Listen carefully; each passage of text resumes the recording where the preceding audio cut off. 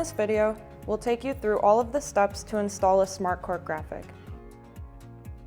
Unroll the graphics and let them rest face up. The longer you give them to flatten out, the easier they'll be to install. Trim the backing paper close to the graphics. Make sure you don't cut off any of the black registration marks. Next, measure the width of the graphic with registration marks included. Divide that number by 2 and measure that distance from your center.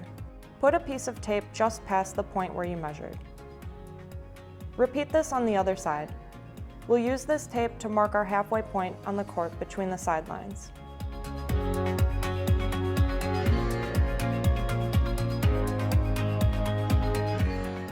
Measure 25 feet from the sideline to the tape and draw a line there to indicate the center of the court. Then, repeat this step on the other side.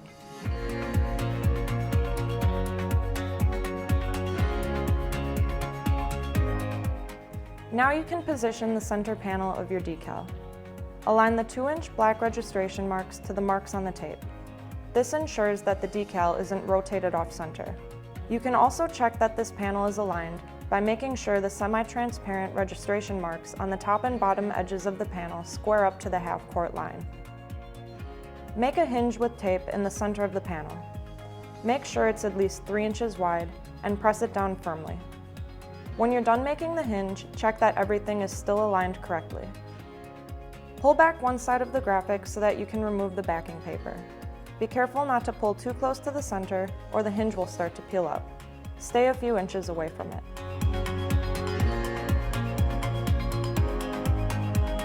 When you cut the backing, use a sharp blade so that you don't create paper crumbs. Next, tack the area where the decal will go down. Make sure it's clean and dry. When you bring the side of the panel back over, make sure the adhesive side doesn't touch itself.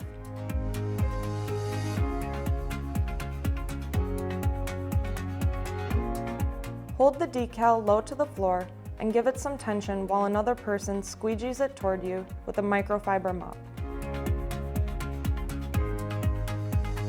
Starting from where the backing paper ends, squeegee from the center out toward the edge of the graphic.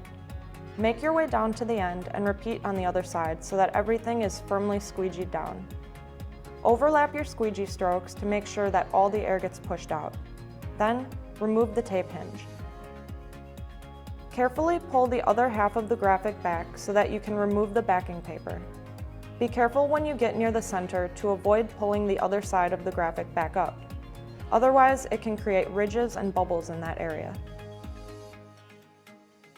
Carefully hold the graphic in the center with your fingertips while another person pulls the paper back. This will keep the center of the graphic from peeling back up.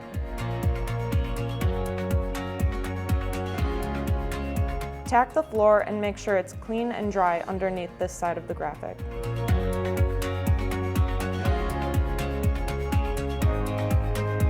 Carefully bring this side of the panel back around and hold it low to the floor with slight tension.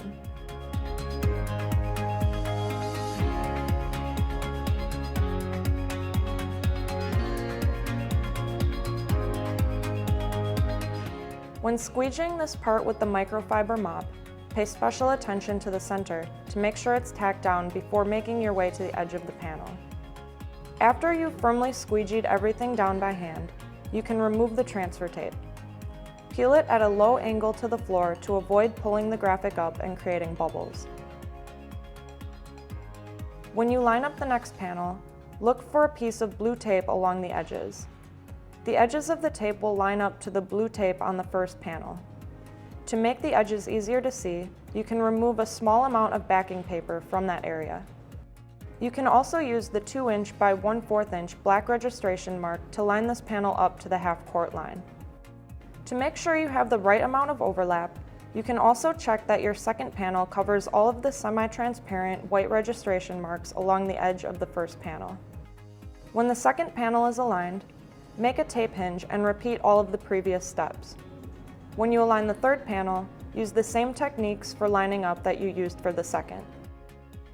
Keep in mind that the decal material may stretch or shrink very slightly, which can make it harder to align panels. Across large panels, 1/8 of an inch is an acceptable tolerance for alignment errors. If you have to, use your best judgment to make those errors appear on less noticeable areas of the graphic.